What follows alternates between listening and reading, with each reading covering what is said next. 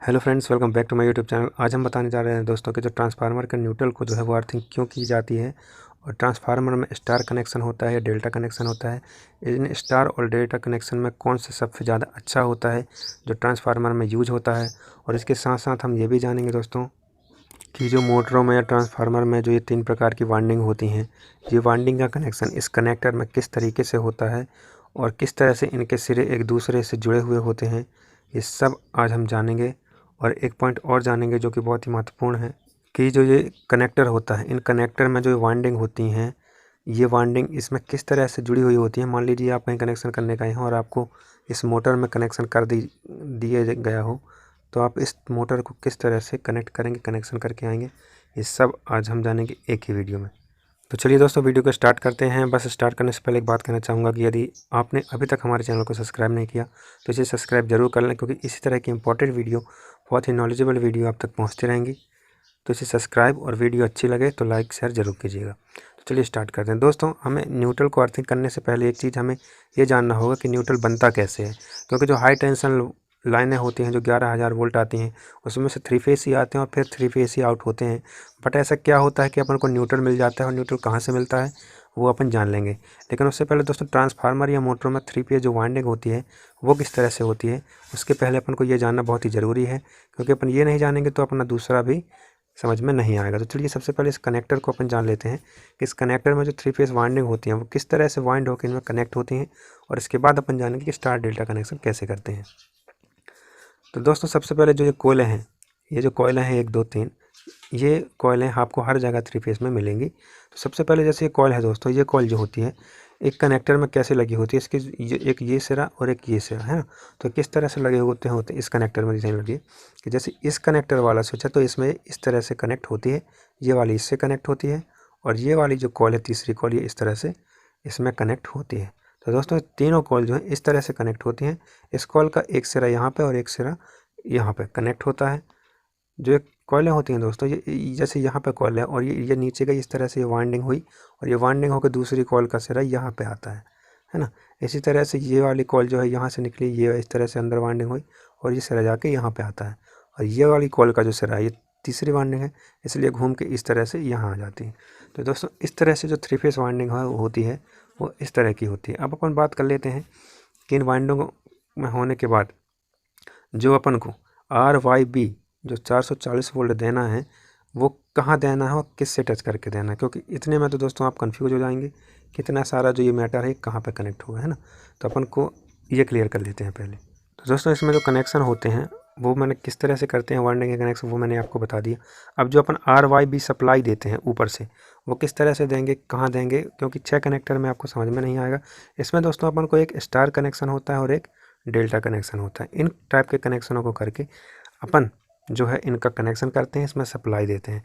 तो सप्लाई कैसे देते हैं, जैसे अपन ये स्टार कनेक्शन है, स्टार कनेक्शन में क्या होता है दोस्तों कि आप ये देख रहे होंगे कि यहाँ पे एक सिरा खुला है, दूसरा भी खुला है, तीसरा सिरा खुला है, लेकिन इन तीनों कोयलों के एक एक सिरे आपस में तीनों कोयलों के एक जगह जॉइंट हैं जो कि, तो अब यही चीज़ अपन यहाँ पर कैसे अप्लाई करेंगे वो देख लेते हैं।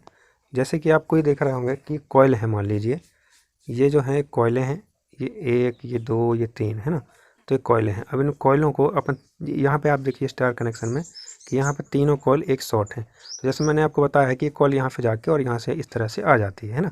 तो ये क्या करते हैं स्टार कनेक्शन में, स्टार कनेक्शन में करते हैं दोस्तों कि ये जो वाला जो पॉइंट है, ये वाला प्लस ये वाला और ये वाला, ये तीनों पॉइंटों को आपस में शॉर्ट कर देते हैं। जिस तरह से स्टार कनेक्शन में दिख रहा है आपको कि यहाँ पे शॉर्ट है ना, ये यहाँ पे बीच में शॉर्ट हो गया है। तो ये तीनों को आपस में शॉर्ट कर दिए और यहाँ पे RY और B दे दिए। तो दोस्तों ये हो जाता है अपने स्टार कनेक्शन, है ना। कहीं भी आपको करने जाना है तो इस तरह से आप स्टार कनेक्शन दे सकते हैं। अब यही चीज़ दोस्तों ट्रांसफार्मर में यदि होती तो ये जो आपका ये वाला पॉइंट बन जाता है, यहाँ से जो होता है दोस्तों एक जो वायर निकल के चली जाती है, यही वायर अपनी न्यूट्रल कहलाती है। न्यूट्रल को दोस्तों अलग से नहीं लाना पड़ता, यही वायर जो है न्यूट्रल कहलाती है, क्योंकि इनमें कॉमन होता है। और ये क्या काम करती है वो मैं अभी आपको बताऊंगा ट्रांसफार्मर गड़बड़ करते समय। तो इस तरह से दोस्तों अपना ये स्टार कनेक्शन हो जाता है, और यहाँ से न्यूट्रल कैसे निकलता है वो भी मैंने आपको बता दिया। अब बात करते हैं डेल्टा कनेक्शन कैसे करेंगे आप। दोस्तों डेल्टा कनेक्शन भी बहुत इससे ज़्यादा सिंपल है। ये जो डेल्टा कनेक्शन होता है इसमें कोई भी एक कॉइल अलग अलग कॉइल के एक सिरे से जुड़ी होती है ना। तो जैसे डेल्टा कनेक्शन यहाँ पर कैसे करेंगे, जैसे मैंने पहले बता दिया आपको कि जो ये कनेक्शन होते हैं, ये कनेक्शन क्या करते हैं दोस्तों, यहाँ का जो कॉइल होती है, आजकल की जो मोटरें होती हैं उनमें इस तरह से आने लगा है कि जो यहाँ की कॉइल हैं, ये वाली कॉइल जो है ये दूसरे वाले से टच होती है, ये वाला जो है यहाँ वाले से टच होता है, और जो ये वाला पॉइंट है ये घूम के इस तरफ जाके यहाँ पर टच होता है।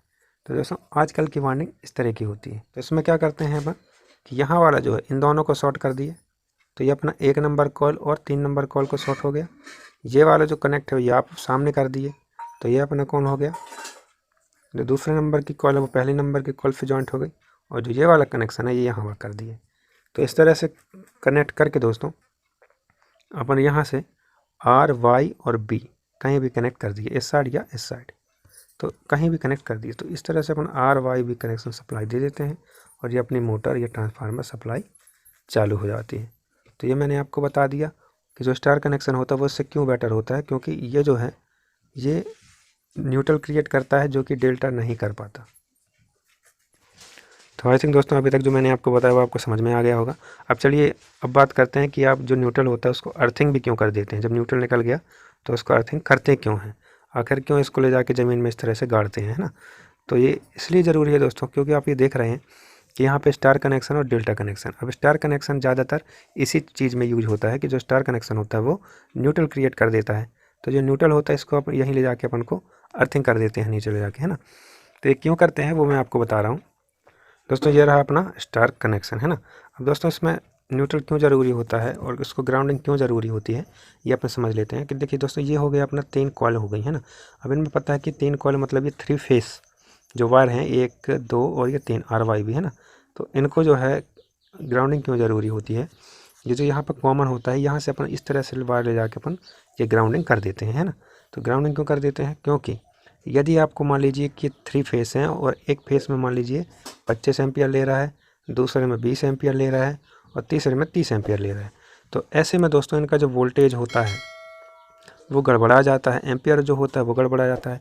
तो ये बैलेंस जो होता है वो बैलेंसिंग की वजह से इसको जो है ग्राउंड करते हैं। तो इस तरह से दोस्तों यदि किसी एक वायर में या एक कॉइल में या एक फेस में एम्पियर बढ़ जाता है तो उसको मेंटेन करने के लिए न्यूट्रल का यूज किया जाता है, और न्यूट्रल जो होता है वो ग्राउंड होता है। इस वजह से ये कॉइलों को और अपने उपकरणों को जो घर में चलते हैं उनको क्षति नहीं पहुंचाता है, उनका जो बैलेंस है वो यहाँ पे 0 रखता है, यहाँ पे बढ़ने घटने नहीं देता।